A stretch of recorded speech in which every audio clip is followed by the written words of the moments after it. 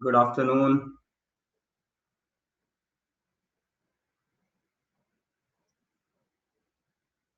तो कल हमने रदरफोर्ड एक्सपेरिमेंट के बारे में बात किया था, है ना। Rutherford experiment. तो रदरफोर्ड ने डाल्टन के मॉडल के बाद जेजे थॉमसन मॉडल आया, और जेजे थॉमसन मॉडल को उसने बोला कि भैया जेजे थॉमसन मॉडल जो आप कह रहे हो कि वाटरमेलन की तरह एटम है, उसको उसने फेल कर दिया था, है ना। तो हमने कल देखा था रदरफोर्ड का experimental setup.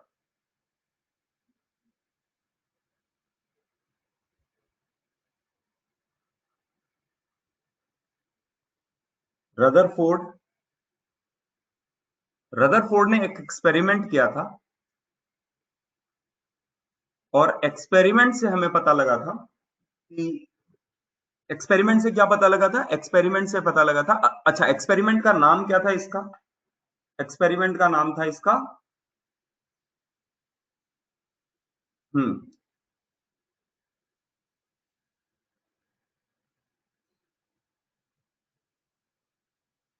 Alpha particle gold foil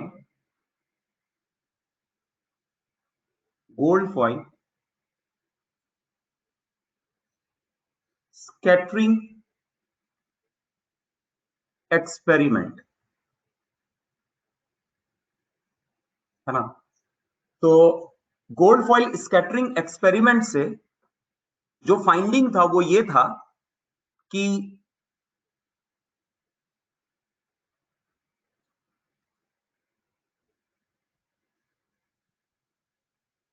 atom का मोस्ट ऑफ स्पेस जो होता है वो एम्प्टी होता है, और पॉजिटिव चार्ज सेंटर पे लोकेट होता है। This was the finding of Rutherford experiment, है ना। तो बोला जो इससे पहले का मॉडल था, इससे पहले का मॉडल क्या था। इससे पहले का मॉडल था जेजे थॉमसन का मॉडल। जेजे थॉमसन बोल रहा था कि atom is like an watermelon, जहां पर जहां पर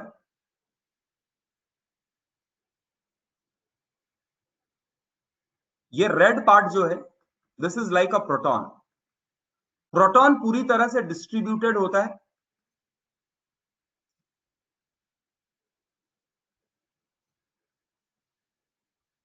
कि नहीं। और इसके बीच बीच में इलेक्ट्रॉन्स होते हैं।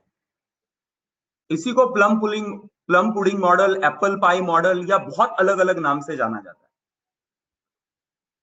इसके सीड्स को मैं ब्लैक ना दिखा के व्हाइट दिखा दे रहा हूं, है ना, क्योंकि ब्लैक स्क्रीन है, इसीलिए मैं इसको व्हाइट दिखा रहा हूं। बट आपको ये समझ में आना चाहिए कि वाटरमेलन में ये ब्लैक सीड्स जो हैं, इनफैक्ट जो व्हाइट है वो है इलेक्ट्रॉन, और रेड पार्ट जो है वो है प्रोटॉन। ये पार्ट जो है वो है प्रोटॉन। ये मॉडल किसका था। जेजे थॉमसन का। जेजे थॉमसन का मॉडल था। और इस जेजे थॉमसन मॉडल को गलत किसने बताया। रदरफोर्ड ने। किस एक्सपेरिमेंट से। इस एक्सपेरिमेंट से, alpha particle gold foil experiment, है ना। तो इसका सेटअप भी बड़ा सिंपल था। कल हमने देखा इसका सेटअप भी बड़ा सिंपल है। एक यहां पर हम लोग लेड का बॉक्स लेते थे, यहां एक रेडियो एक्टिव पार्टिकल रख रहे, लेड बॉक्स के अंदर radio active particle, lead box,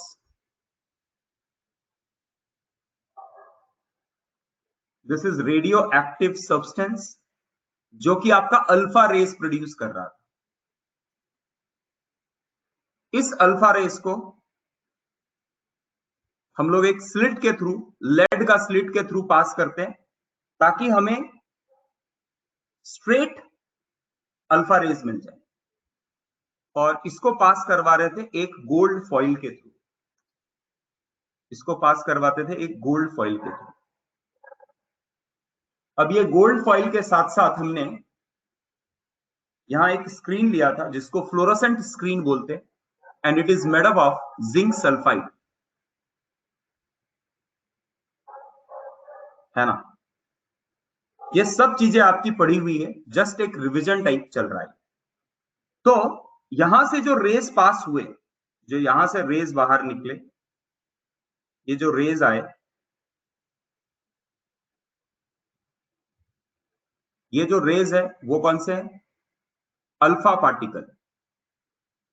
and alpha particle is nothing but helium nucleus. ये कल आपने बताया था कि हीलियम का न्यूक्लियस होता है। अब यहां पॉजिटिवली चार्ज पार्टिकल लेना था, उसके जगह पे हमने हीलियम न्यूक्लियस लिया। अब ये हीलियम न्यूक्लियस को जब ऑब्जर्व किया गया, ये कैसे था? ये स्ट्रेट, जो देखो अब ये पास कर रहे हैं, पास होने के बाद ये अलग अलग जगह पे जो जा रहे हैं, वो हमें फ्लोरोसेंस लाइट के थ्रू समझ में आ रहा है कि वो कौन से जगह पे जा रहे हैं। तो ये सब ऑब्जर्व ऑब्जर्व करने के लिए स्क्रीन लिया गया, है ना। तो ये ZNS का फ्लोरोसेंट स्क्रीन था।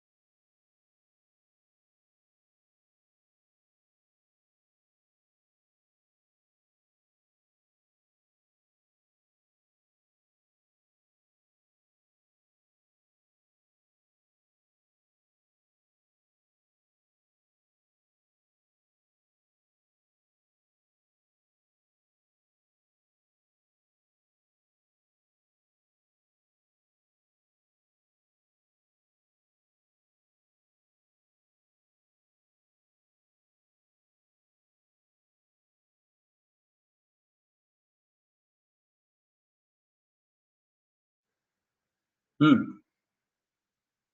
सो लाइट चली गई है स्टूडेंट्स, मैं आपको मोबाइल से पढ़ा रहा हूं, तो थोड़ा आपको इश्यू आ सकता है सुनने में, ठीक है ना। अभी आ रही है, आवाज आ रही है, अभी क्लियर है, अभी कोई दिक्कत नहीं है। चलो, तो ये एक्सपेरिमेंट करने के बाद इस एक्सपेरिमेंट से क्या कंक्लूजन निकला वो देखते हैं, है ना। फिर भी थोड़ी आपको दिक्कत हो सकती है बिकॉज आप मोबाइल नेटवर्क से पढ़ रहे हो, ठीक है। अब यहां से कुछ एक्सपेरिमेंटल फैक्ट्स ये आप ड्रॉ कर लो। सबसे पहले Rutherford experiment is important experiment, ये ड्रॉ कर लो। ड्रॉ करने के बाद करो डन। ड्रॉ करने के बाद करो डन।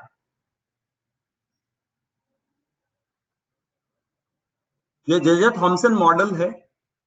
जेजे थॉमसन मॉडल को के ऊपर एक एक्सपेरिमेंट किया है रदरफोर्ड ने, जिसको हम लोग बोलते हैं Rutherford gold foil scattering experiment.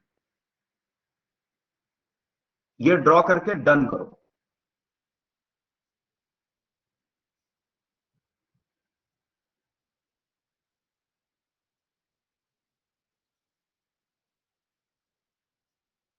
Yes, wait कर रहा हूं।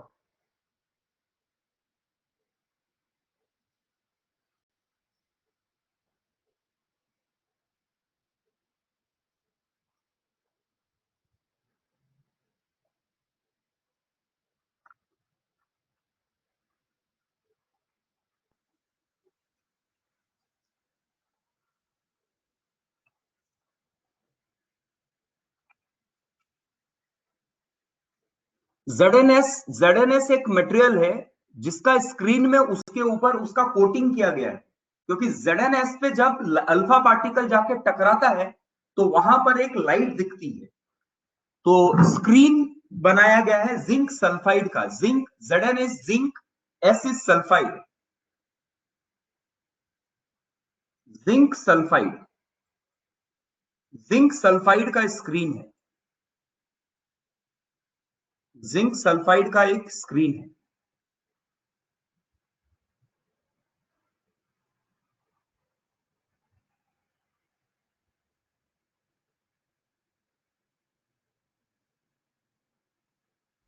सभी लोग फटाफट डन करो, फास्ट डन करो।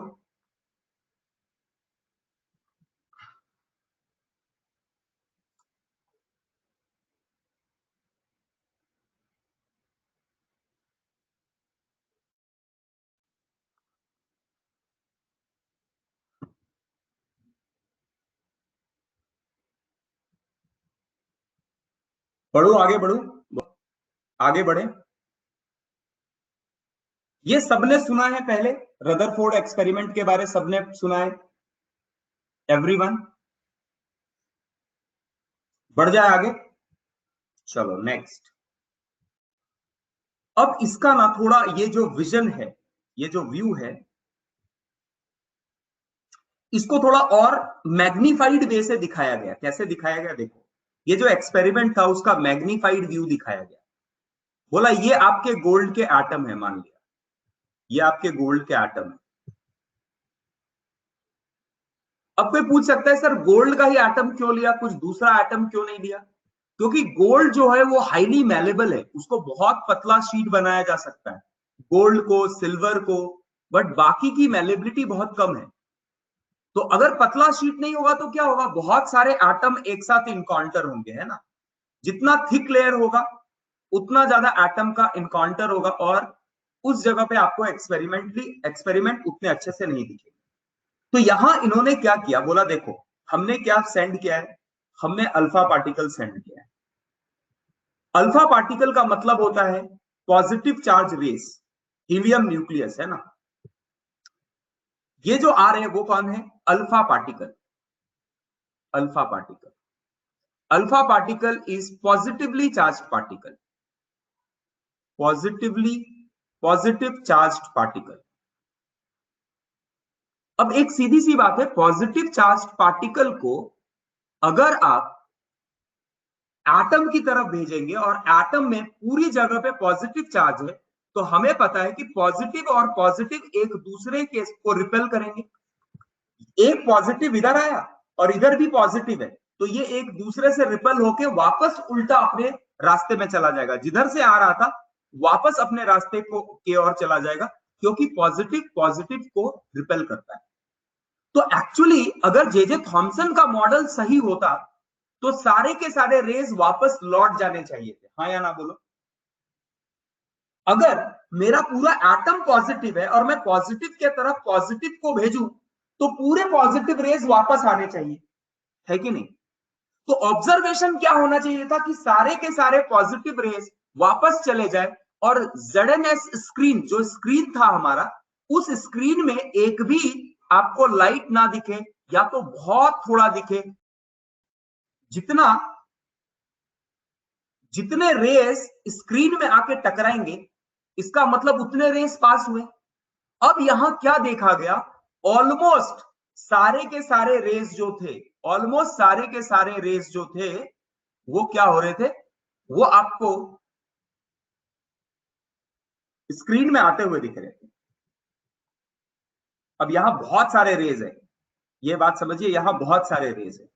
इसका मतलब इससे ये कंफर्म हुआ कि भैया आपके एटम में हर जगह पे प्रोटॉन है, ये कहना गलत होगा।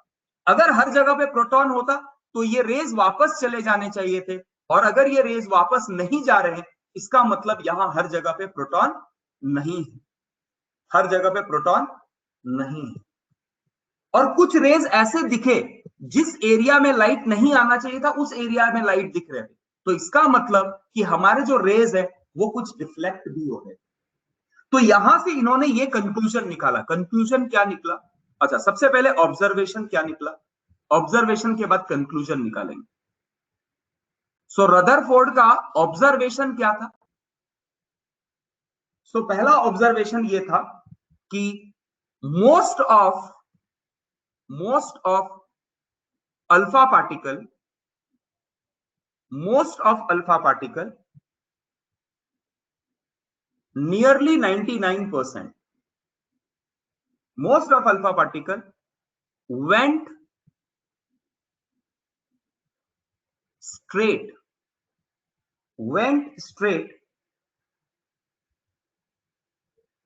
without suffering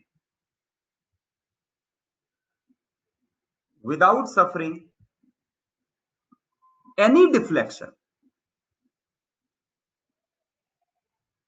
बिना डिफ्लेक्शन किए अल्फा पार्टिकल 99% पास हो रहे। इसका मतलब यहां से ये प्रूव हुआ, तो ये पहला पॉइंट से कंक्लूजन निकला ये कि most of the space in the atom is empty. अगर एम्प्टी नहीं होता तो दो चीजें आपस में टकराती और उल्टा जाता, लेकिन यहां पर अल्फा पार्टिकल 99% अल्फा पार्टिकल वापस जा रहे हैं। इससे ये इंडिकेट हो रहा है। श्रवण इंगोले, ये क्या किया है? बी क्या किया है ये? सर क्या ये एक्सपेरिमेंट वैक्यूम किया था? क्या है वैक्यूम किया था मतलब? वेदांत क्या बोल रहा है? ये तू क्या पूछ रहा है?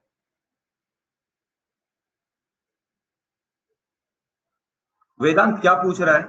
What about the gamma rays and neutral rays? उसको एब्जॉर्ब कर लिया गया ना, उसको एब्जॉर्ब कर लिया गया पहले, इसीलिए हमने ऐसा रेडियो एक्टिव लिया कि अल्फा पार्टिकल और उसको पास कराया स्लिट के थ्रू, और बाकी रेस को हमने वैक्यूम में कराने की जरूरत नहीं, वैक्यूम में कराने की जरूरत नहीं, it's not required.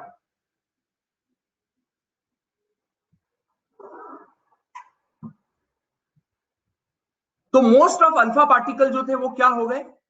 Most of alpha particle cross हो गए एटम्स को, गोल्ड फॉइल को क्रॉस कर गए। इसका मतलब गोल्ड फॉइल में बहुत सारा एम्प्टी स्पेस था, है ना? एक एक्सपेरिमेंट से ये पता लगा। दूसरा, उन्होंने ये ऑब्जर्व किया कि few of them got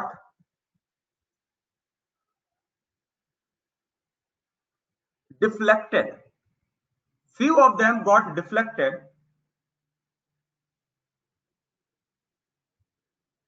through small angle। इनमें से कुछ ऐसे पार्टिकल्स थे जो छोटे से एंगल से डिफ्लेक्ट हो रहे थे। जैसे कि ये मेरा एटम है, ध्यान से समझो, अगर ये रे पास कर रहा है तो कुछ ऐसे रे थे जो थोड़ा डिफ्लेक्शन दिखा रहे थे। एक्चुअली इसको आना चाहिए था इस जगह पे, ये पहुंच गया इस जगह पे, तो थोड़ा डिफ्लेक्शन हो गया, and few particles were deflected by a very large angle. आना चाहिए था किसी और जगह पे, वहां से काफी दूर आ रहे हैं। तो थर्ड ऑब्जर्वेशन था very few are deflected by large angle, very few are deflected by large angle, and ये देखा गया very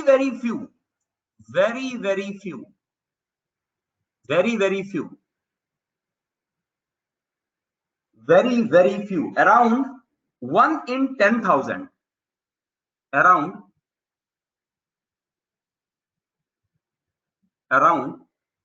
1 in 10,000 gets rebound back। वापस जाने वाला बहुत कम था, वापस तो जा रहा था लेकिन वो बहुत कम था। तो ये थे ऑब्जर्वेशन। सबसे पहले ये ऑब्जर्वेशन लिखो और करो डन। अब इसके बेसिस पे रदरफोर्ड का मॉडल बनेगा।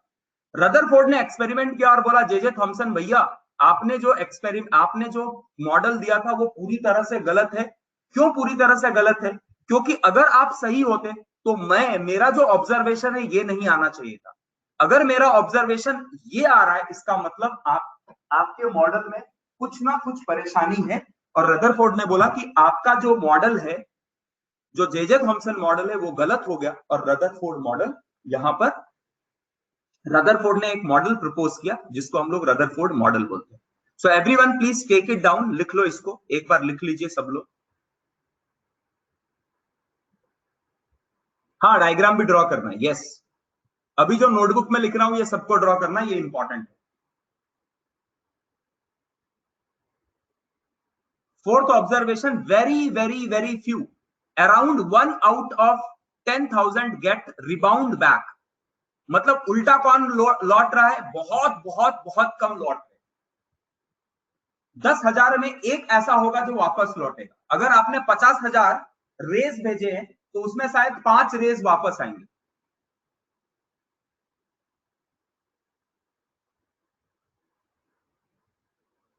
क्षितिजा, एक मिनट, पहले आप ये सारे पॉइंट लिखो, फिर मैं उसका कंक्लूजन बताता हूं कि रदरफोर्ड ने इससे क्या कंक्लूड किया। रदरफोर्ड ने इससे क्या कंक्लूड किया, हम इसके बारे में बात करें। कल पे सारे सारे को फिर से एक्सप्लेन करता हूं। इसने क्या किया, जब इसने ये एक्सपेरिमेंट किया, तो इसने देखा कि कुछ रेज जो हैं वो थोड़े से एंगल से डिफ्लेक्ट हो रहे, कुछ थोड़े एंगल से डिफ्लेक्ट हो रहे। उसने देखा कुछ बहुत ज्यादा एंगल से डिफ्लेक्ट हो रहे, और मोस्ट ऑफ रेज जो है वो बिना डिफ्लेक्शन के पास हो रहे। इसने क्या ऑब्जर्व किया कि 99% रेज जैसे आ रहे हैं वैसे ही निकल जा रहे हैं गोल्ड फॉइल से, बिना उसमें किसी तरह का कुछ इफेक्ट हो। बहुत कम ऐसे थे जिनमें एक थोड़ा सा डेविएशन आया, थोड़ा सा अपने पाथ को उन्होंने टिल्ट किया।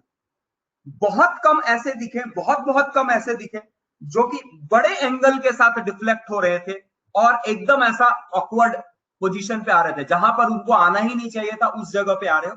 ऐसे बहुत कम थे, ऐसे बहुत कम थे। और बहुत बहुत बहुत कम थे जो वापस जा रहे थे। मतलब क्या बोल रहा है, मोस्ट ऑफ रेस पास हो गए, थोड़े से रेस डिफ्लेक्ट हुए, बहुत थोड़े थोड़े रेस जो है वो ज्यादा डिफ्लेक्ट हुए, और आउट ऑफ 10,000 एक ऐसा होगा जो वापस लौटा होगा। तो इनका ऑब्जर्वेशन 4 पॉइंट पे, उन्होंने 4 तरह के ऑब्जर्वेशन एक्सप्लेन किए।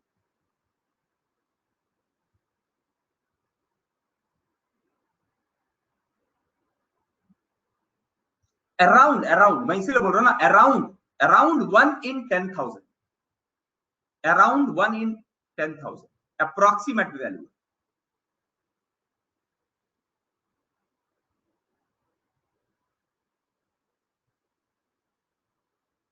देखो, अभी जो मैं आपको पढ़ा रहा हूं, ये आपको लग रहा होगा आपने क्लास 9th में पहले मैटर पढ़ा था, मैटर के बाद आपने एटॉमिक स्ट्रक्चर पढ़ा था। ये सब कुछ मिला के इंट्रोडक्शन बन रहा है हमारे नेक्स्ट चैप्टर का। ये पुराने टॉपिक, मतलब कोई भी ऐसा बच्चा जो 8th पढ़ के आया है उसके लिए भी कुछ भी डिफिकल्ट नहीं है अगर आपने अभी से भी पढ़ना स्टार्ट किया। क्योंकि जो भी 9th 10th में पढ़ाया जाता है वो मैं पहले ले रहा हूं, उसके बाद हम अपना चैप्टर स्टार्ट करेंगे। तो ये सब इंट्रोडक्शन है उस चैप्टर का। This all are introduction of our new topic, जो हम पढ़ने वाले उसका इंट्रोडक्शन। लिख के डन कर दो, फटाफट लिख के डन कर दो।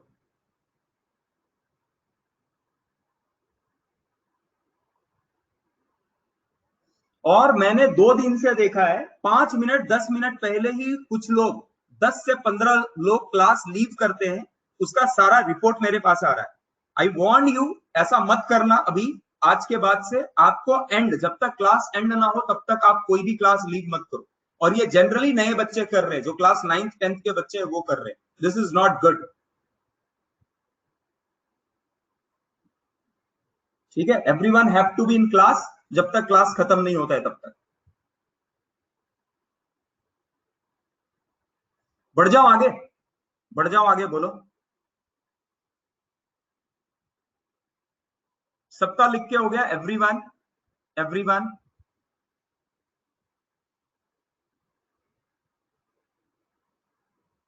चलो, अगर किसी को चाहिए तो वेट लिखो, मैं वेट करूंगा, अदरवाइज आगे बढ़ता हूं। जस्ट 1 मिनट का टाइम देना, लाइट आया है, मैं थोड़ा, शांतनु बोल रहा है वेट करने। 1 मिनट शांतनु। मैं थोड़ा नेटवर्क चेंज कर रहा हूं अपना, है ना। आप लिखो तब तक, मैं एक बार नेटवर्क चेंज कर रहा हूं।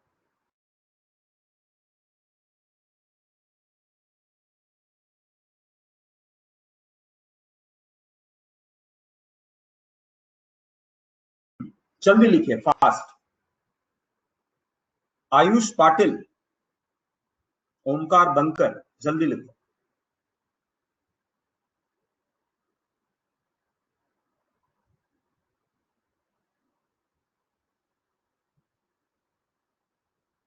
शांतनु का हो गया।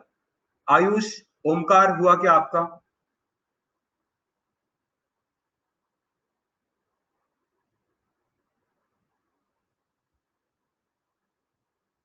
डायग्राम भी निकालना है, निकाल लो डायग्राम, ज्यादा अच्छा है। डायग्राम भी निकाल लीजिए।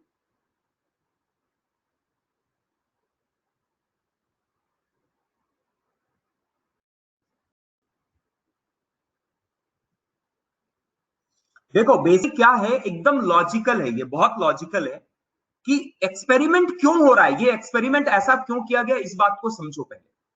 हमें पता है कि एक पॉजिटिव चार्ज पार्टिकल दूसरा पॉजिटिव से रिपेल होता है, तो इसके लिए इसने क्या किया, थॉमसन की बात को सही एज्यूम करके उसने बोला चलो आपका प्रोटॉन पूरी तरह से डिस्ट्रीब्यूटेड है, मैं एक और पॉजिटिव चार्ज पार्टिकल लेता हूं। प्रोटॉन पॉजिटिव होता है, अल्फा पार्टिकल पॉजिटिव होता है, दोनों आपस में जब क्लोज आएंगे तो इसको वापस चला जाना चाहिए और हमारे स्क्रीन में किसी भी तरह का फ्लोरोसेंस नहीं दिखना चाहिए, लाइट नहीं दिखना चाहिए, क्योंकि हमारे अल्फा पार्टिकल को एटम को पास नहीं करना चाहिए, क्योंकि एटम के हर जगह पे प्रोटॉन। उसका उल्टा ऑब्जर्वेशन हुआ कि सारे के सारे अल्फा पार्टिकल, ऑलमोस्ट सारे अल्फा पार्टिकल पास हो गए। तो बोला ये तुम्हारा जो ऑब्जर्वेशन, जे जे थॉमसन ने जो मॉडल दिया था कि प्रोटॉन पूरी तरह से डिस्ट्रीब्यूटेड है, बोला आप पूरी तरह से गलत बोल रहे हो। अगर आप सही होते, जे जे थॉमसन सही होते, तो हमारा एक भी अल्फा पार्टिकल क्रॉस नहीं करना चाहिए था गोल्ड फॉइल को, सबको रिटर्न जाना चाहिए था। लेकिन उसका उल्टा 99% जो थी चीजें वो क्रॉस कर गई। इसका मतलब अगर क्रॉस कर रहा है, कोई चीज क्रॉस कर रहा है, इसका मतलब क्या है, वो जगह खाली है, तभी तो कोई क्रॉस करेगा, है ना। जैसे मैंने विंडो खोला, अपना विंडो खोला और मैंने ये पेन फेंका, अगर मेरे विंडोज में ग्लास लगा हुआ है, वो पैक है, तो डेफिनेटली ये रिटर्न आएगा। लेकिन अगर विंडो स्पेस खाली है और ये क्रॉस कर रहा है, तो मैं बोल सकता हूं कि भैया वो जगह खाली है, तभी इनके बीच में इंटरेक्शन नहीं हुआ और वो क्रॉस हो गया। बात समझ में आ रही है? तो यहां से ये ऑब्जर्वेशन से ये समझ में आया कि जो एटम्स होते हैं, एटम्स का मोस्ट ऑफ स्पेस जो है वो एम्प्टी स्पेस है। तो यहां से हम लोग कुछ कंक्लूजन निकालेंगे। मैं आगे बढ़ रहा हूं, डायग्राम आप ड्रॉ कर लेना। So now we are going to next part, that is conclusion.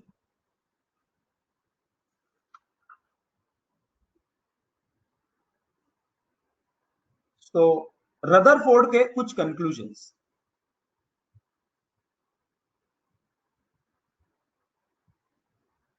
Conclusion from Rutherford experiment. सबसे पहली बात बोली गई कि most of the space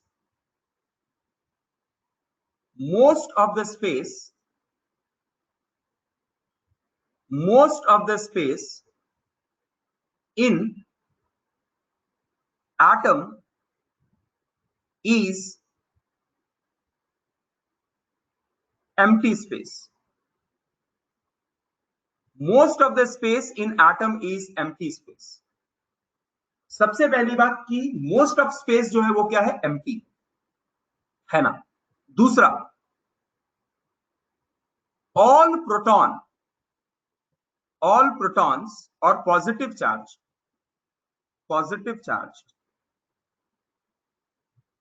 is located at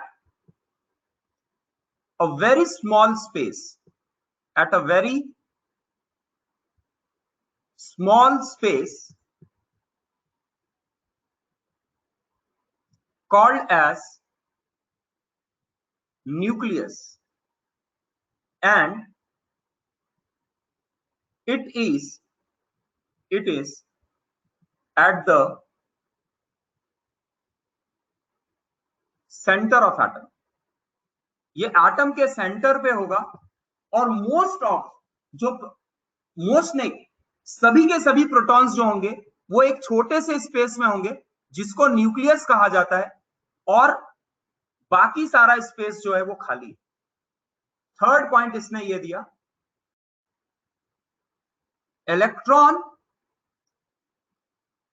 revolve around nucleus. जो इलेक्ट्रॉन होते हैं वो न्यूक्लियस के अराउंड घूमते रहते हैं। ये तीन पॉइंट किसने दिया? रदरफोर्ड ने दिया। तो रदरफोर्ड का मॉडल आ गया। रदरफोर्ड के मॉडल ने क्या किया, सारा प्रोटॉन जो होता है वो एक छोटे से जगह पे होता है जिसको न्यूक्लियस बोलते हैं, और इलेक्ट्रॉन इन न्यूक्लियस के अराउंड घूमते रहते हैं। ये इसका मॉडल था। किसका मॉडल था? ये रदरफोर्ड का मॉडल था कि इलेक्ट्रॉन न्यूक्लियस के अराउंड घूम रहे हैं, सेंटर पे न्यूक्लियस है और उसके अराउंड जो है बहुत सारा स्पेस है, और कहीं कहीं इलेक्ट्रॉन जो है वो रिवॉल्व कर रहे हैं न्यूक्लियस के। तो ये था रदरफोर्ड एक्सपेरिमेंट से रदरफोर्ड का कंक्लूजन, और उस कंक्लूजन से एक नया एटॉमिक मॉडल जिसको बोला गया Rutherford atomic model.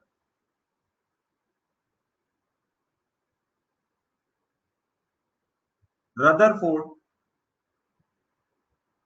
Atomic model, ये आया Rutherford atomic model.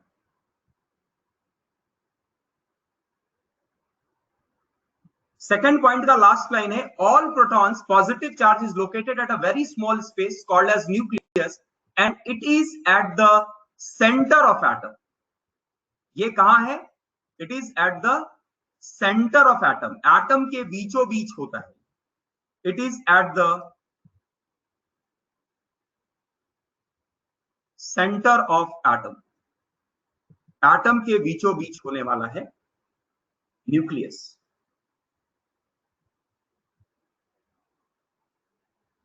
Eight the centre of that.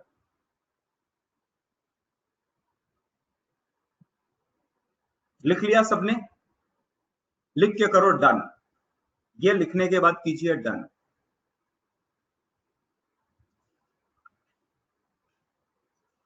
तो हम रदरफोर्ड मॉडल तक आ गए।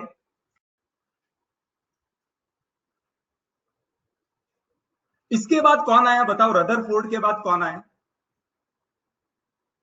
हाँ, एजम्पशन है, it's assumption, complete assumption. Bohr's model, Bohr's model, yes. इसके बाद आया बोहर्स मॉडल। ये लिखने के बाद डन करो। फिर लास्ट बताता हूं बोहर्स मॉडल, और वहां से चले आते हैं, हमारा चैप्टर हो जाएगा फिर स्टार्ट। चैप्टर हमारा हो जाएगा फिर स्टार्ट।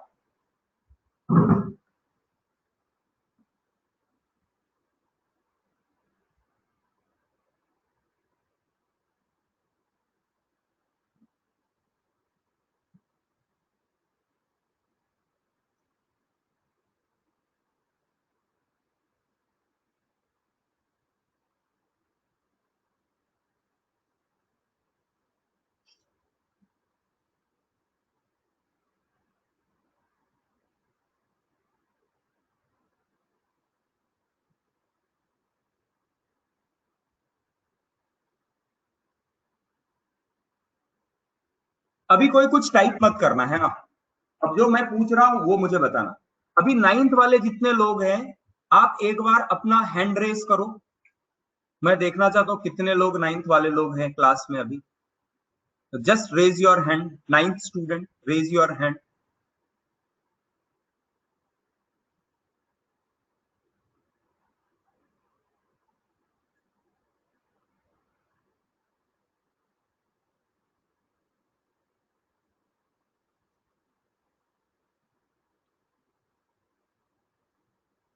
9th वाले लोग, और कोई है 9th का? कोई और है? 29 लोग हैं, इसमें कम कैसे हो रहे हैं? आपके बैच में कितने? 29 स्टूडेंट्स है ना।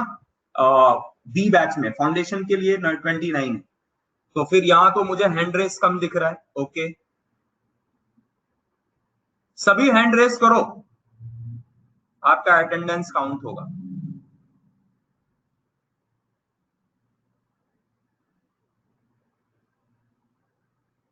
नहीं, यस मत लिखो, केवल हैंड रेस करके देखो, मैं वो काउंट करना चाहता हूं।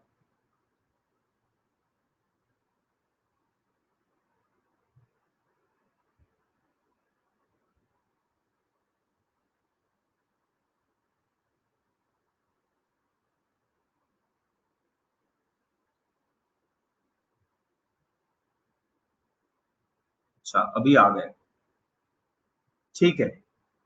चलिए, ये हो गया क्या, लिख लिया, डन किया, डन करो, डन करो, जल्दी डन करो।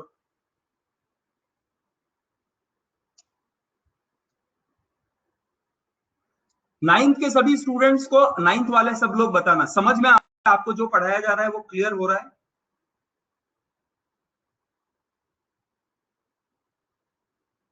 Are you able to understand?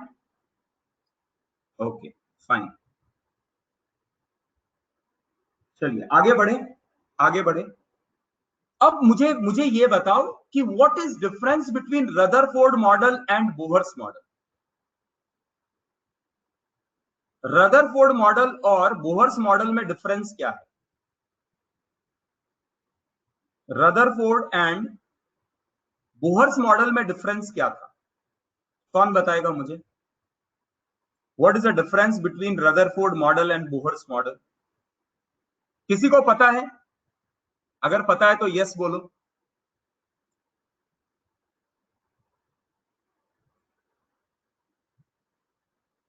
Rutherford में एलिप्टिकल ऑर्बिट नहीं था। हाँ वेदांत बताओ, माइक ऑन करो और बोलो, क्या क्या आपको पता है, क्या डिफरेंस है बताओ। वेदांत बता, क्या है difference between Rutherford and Bohr's model में, मेन डिफरेंस क्या है?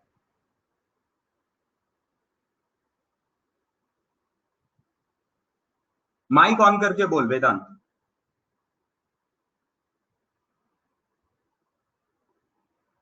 आप टाइप करोगे, नो माइक। अच्छा, कौन मुझे बताएगा? देखो, बेसिकली रदरफोर्ड मॉडल और बोहर्स मॉडल में क्या डिफरेंस है सुनो।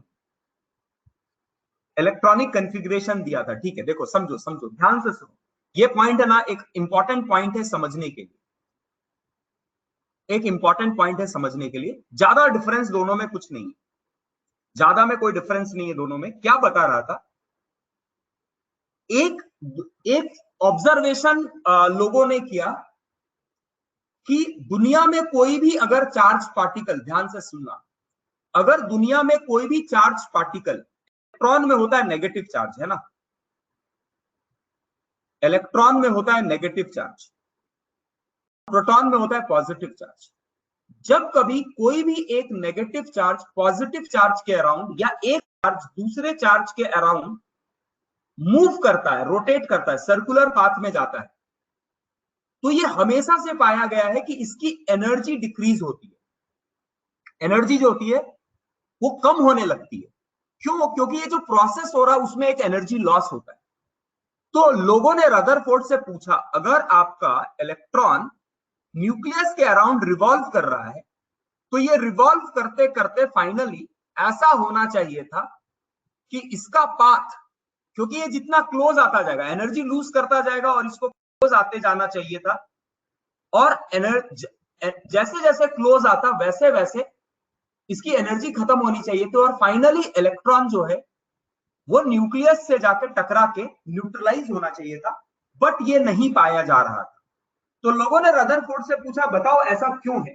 क्योंकि दुनिया में हर एक चार्ज पार्टिकल, जब भी कभी देखा जाए, एक चार्ज पार्टिकल दूसरे चार्ज पार्टिकल के अराउंड जब रोटेट करता है तो उसमें एनर्जी लॉस होता है, बट आपके एटम में इस तरह का एनर्जी लॉस नहीं पाया जा रहा है। तो ऐसा क्यों हो रहा है? यस, और बहुत लोगों ने बहुत बहुत सही आंसर दिया है। कुछ लोगों ने बोला है कि यहां पर कोई जगह फिक्स नहीं थी इलेक्ट्रॉन की। रदरफोर्ड ने बोला कहीं भी रोटेट कर सकता है, कहीं भी मूव कर सकता है, जबकि ऐसा नहीं पाया गया, वो फिक्स जगह पे पाए गए। तो आर्या ने बोला कि इलेक्ट्रॉन रिवॉल्व इन हैपहैजार्ड मैनर, मतलब कहीं भी मूव कर सकता है, उसका कोई फिक्स कॉन्फ़िगरेशन नहीं है। विनायक ने कहा configuration of atom is given by Bohr's. Yes. Energy level explain था, किसने किया था? बोहर्स ने किया था, रदरफोर्ड ने नहीं किया था। तो बोहर्स ने क्या किया? देखो, बोहर्स ने ना बहुत सिंपल काम किया।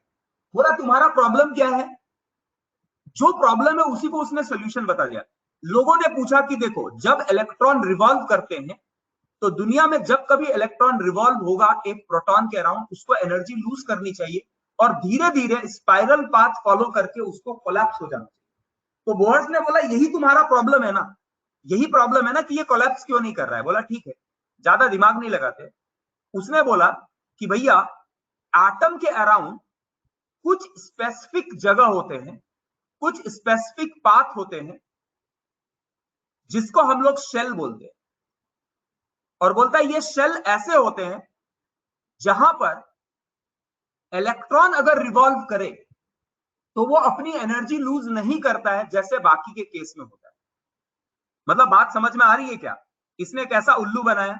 लोगों ने पूछा कि बताओ ये अपना एनर्जी लूज क्यों नहीं कर रहा, तो इसने बोल दिया भैया एटम के अंदर ऐसे शेल ही होते हैं जिसमें एनर्जी लूज नहीं करता। मतलब जो तुम्हारा सवाल था वही तुम्हारा जवाब भी हो गया। लोगों ने पूछा कि एनर्जी क्यों लूज नहीं करते, तो बोला भैया स्टेशनरी ऑर्बिट है, ये एनर्जी जो है इसकी एनर्जी फिक्स होती है और इलेक्ट्रॉन जब तक इस ऑर्बिट में मूव करता है तब तक वो अपनी एनर्जी लूज नहीं करता है। मतलब जो सवाल था वही जवाब है। बात समझ में आ रही है क्या? लोगों ने पूछा उनसे कि दुनिया का हर एक चार्ज पार्टिकल अगर एनर्जी लूज करता है तो आपके एटम के अंदर एनर्जी लूज क्यों नहीं हो रहा है?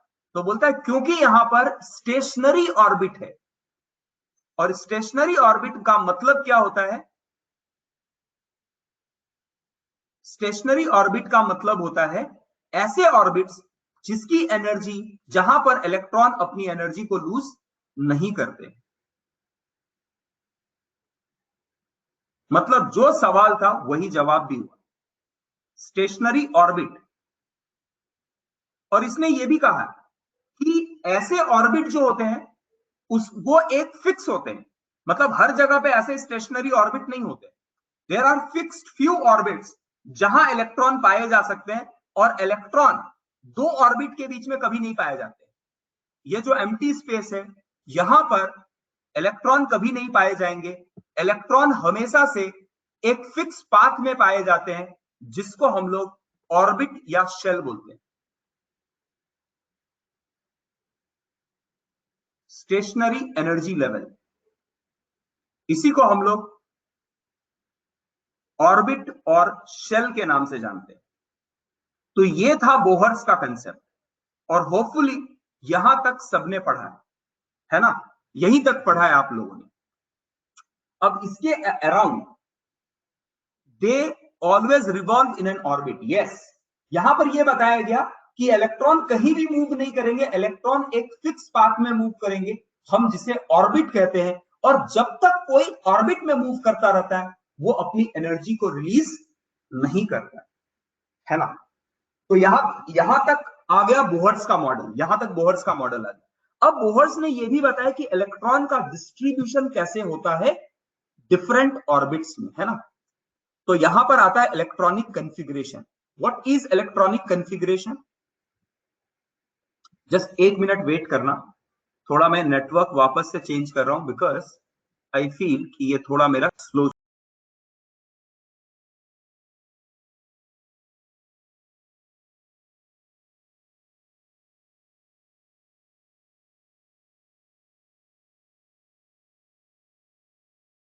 Now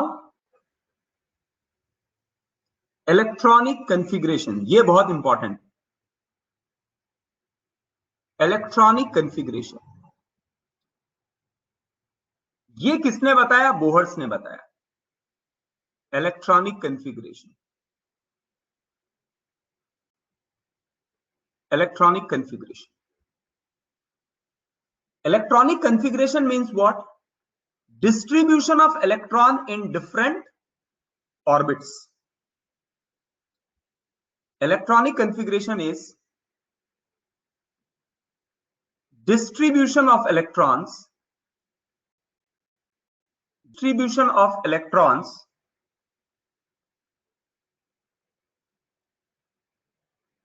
in different orbit. Bohr's ने यह बताया कि इलेक्ट्रॉन जो होते हैं वो ऑर्बिट में रिवॉल्व करते हैं, लेकिन कौन से ऑर्बिट में कितने इलेक्ट्रॉन रिवॉल्व करते हैं इसके बारे भी बोहर्स ने बताया। तो बोला देखो, एटम के सेंटर में होता है न्यूक्लियस, और न्यूक्लियस के अराउंड होते हैं ऑर्बिट्स, जिसे हम लोग और कौन से नाम से जानते हैं, जिसे हम लोग शेल के नाम से जानते हैं, ऑर्बिट या शेल, है ना। तो ये आपके डिफरेंट ऑर्बिट्स हैं। अब मुझे बता सकता है किसी एटम में कितने ऑर्बिट्स हो सकते हैं? How many orbits are possible in an atom? How many orbits are possible in an electron and in an atom? कितने ऑर्बिट्स पॉसिबल है? Infinite, infinite. हर एटम में इनफाइनाइट ऑर्बिट होते हैं, इनफाइनाइट ऑर्बिट होते हैं। बोला लेकिन सर हाइड्रोजन में अगर एक ही इलेक्ट्रॉन है तो उसमें एक ही ऑर्बिट होना चाहिए ना। नहीं, ऑर्बिट इनफाइनाइट है लेकिन बाकी के ऑर्बिट्स खाली हैं। बात समझ रहे हो? सो किसी भी एटम में कितने ऑर्बिट्स होते हैं? इनफाइनाइट, इनफाइनाइट ऑर्बिट्स होते हैं, है ना। अच्छा, अब इन ऑर्बिट्स को नाम दिया गया था, K, L, M, N, O, P, Q, R, S, जितना नाम देना है देते जाओ, है ना। अब बोलेंगे सर जेड के बाद क्या करेंगे? बोला जेड के बाद ए नाम दे दो, बी भी नाम दे दो, जैसा नाम देना है वैसा दो। तो देयर आर इनफाइनाइट ऑर्बिट्स, है ना। तो अब बोलता है इस ऑर्बिट्स में कितने इलेक्ट्रॉन होंगे, फर्स्ट ऑर्बिट में कितना, सेकंड में कितना, थर्ड में कितना, फोर्थ में कितना, ये हम कैसे पता करें? तो बोलता है इसके लिए एक लॉ दिया गया है। क्या रूल है? रूल नंबर 1, इलेक्ट्रॉनिक कॉन्फ़िगरेशन लिखने के रूल। रूल नंबर 1, ध्यान से सुनना, यह आपको बहुत काम आने वाला है। एनीवे, कुछ लोगों को पता होगा और जिनको नहीं पता है वो अभी देखेंगे और समझने का ट्राई करेंगे। रूल नंबर 1, रूल नंबर 1 क्या बोलता है? Each orbit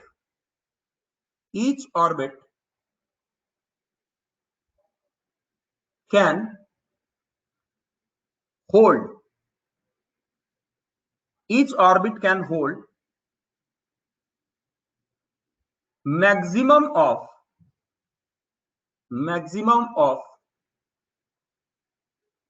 2n square electron, 2n square electrons, where, बहुत इंपॉर्टेंट कंसेप्ट है, where n indicates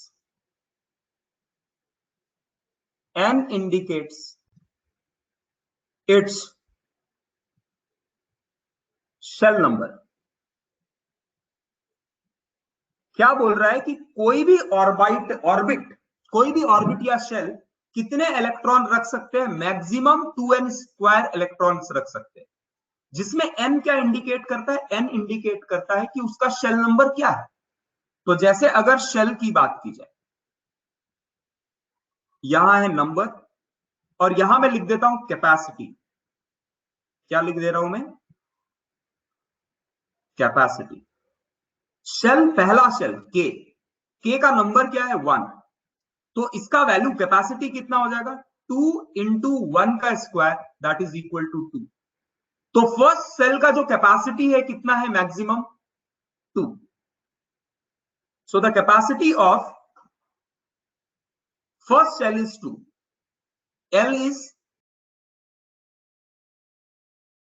n का 2, तो ये क्या हो जाएगा? 2 इंटू 2 का स्क्वायर,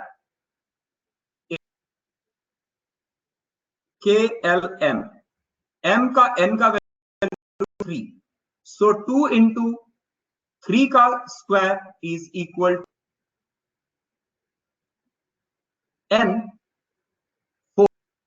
2 इंटू 4 का square is 32।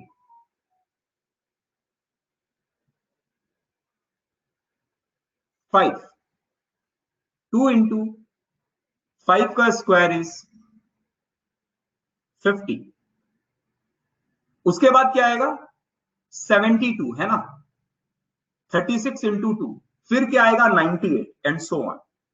So capacity of different orbit is given.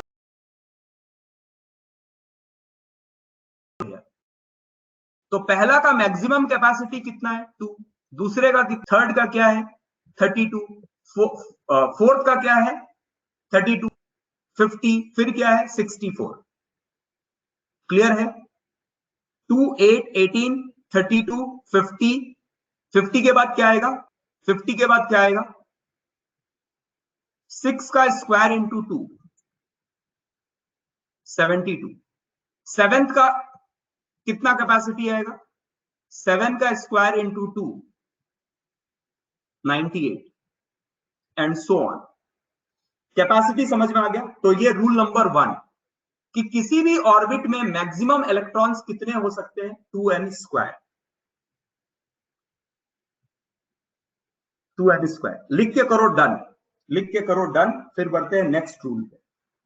कल हम लोग ये पूरा इलेक्ट्रॉनिक कॉन्फ़िगरेशन समझेंगे और ये भी समझेंगे कि ये रूल क्यों आया कि कैपेसिटी 2n स्क्वायर ही क्यों है, 2n क्यूब क्यों नहीं है या 2n क्यों नहीं है. तो इन सारी बातों का भी जवाब हमें कल मिलेगा और सभी लोग लिखेंगे, कोई भी ऐसा ना स्क्रीनशॉट लेके नहीं रखेगा. आप अगर स्क्रीनशॉट लेके रख रहे हो और बाद में लिख रहे हो तो क्या कर रहे हो आप, आपका टाइम वेस्ट कर रहे हो.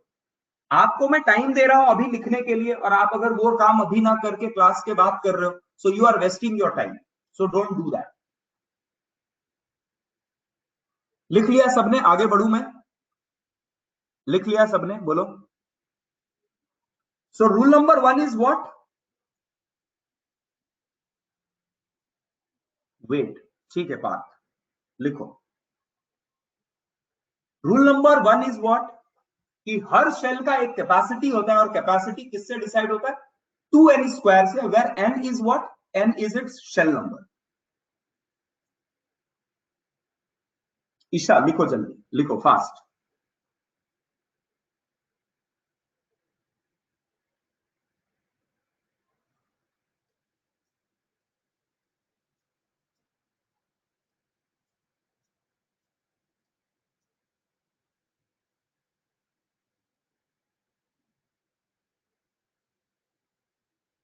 या capacity of different shell, each orbit can hold maximum. Maximum का मतलब है कि उससे ज्यादा नहीं हो सकता है, तो ये कैपेसिटी की बात कर रहे हैं क्षितिजा, इसी का मतलब है कैपेसिटी कि वो उससे ज्यादा नहीं रख सकता है.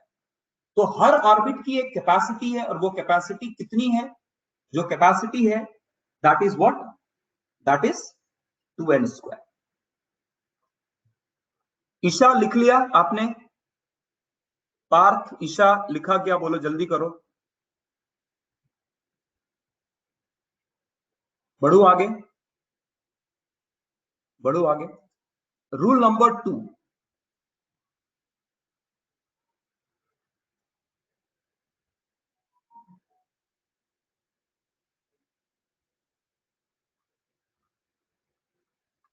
रूल नंबर 2,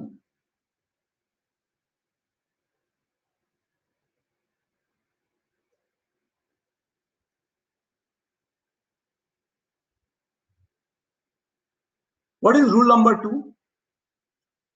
पहले बोलता है कैपेसिटी है, सेकंड बोलता है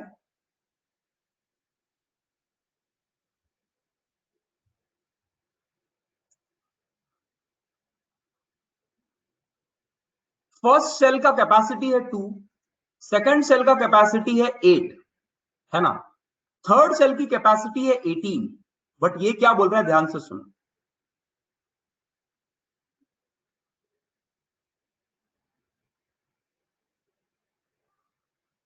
last shell, last shell of any atom, last shell of any atom cannot hold more than more than 8 electrons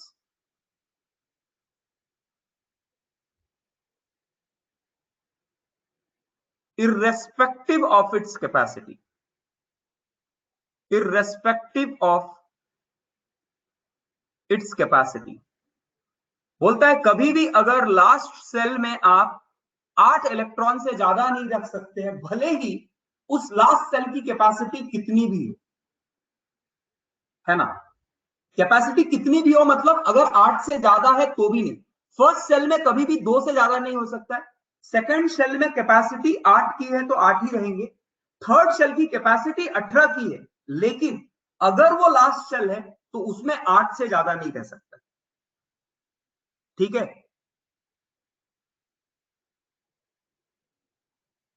हाँ, अभी सबका लॉजिक आएगा, सबका लॉजिक मैं दूंगा। पहले रूल्स देख रहे, then we will see why. कल के क्लास में यही तो है व्हाई। व्हाई आता है आपको 11th में, आप 10th तक पढ़ते हैं कि ऐसा होता है, और 11th में पढ़ते हैं ऐसा क्यों होता है। तो last shell can not have, चलो ठीक है, अभी टाइम खत्म हो गया, so will stop over here. कल इस पे डिटेल बात करेंगे, ठीक है। आज का क्लास बंद करते हैं यहां पर। चलो, थैंक यू।